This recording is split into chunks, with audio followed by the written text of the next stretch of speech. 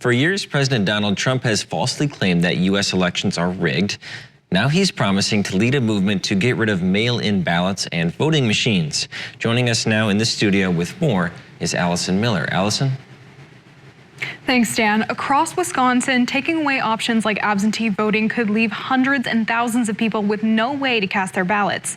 I visited Antigo City Hall to learn more about how officials keep these voting methods secure. This is not hooked up to the internet in any way.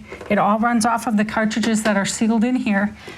So there's no way that someone can tamper with it. Kay Maticheski is the Antigo City Clerk. Like other municipal clerks across Wisconsin, she's in charge of preparing for elections, supervising the voting process, and certifying election results. In Wisconsin, all of the elections are held at the local level.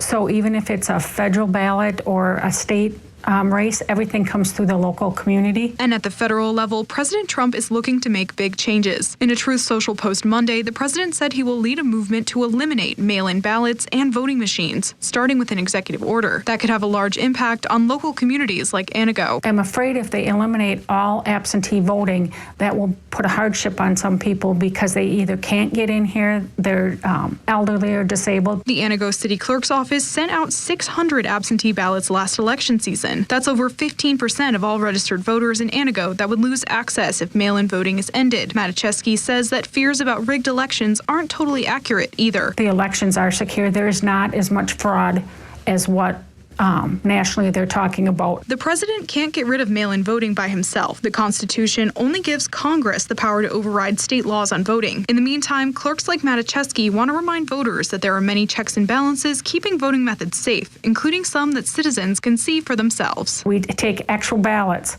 and mark them up for different candidates and have a tally sheet set up ahead of time.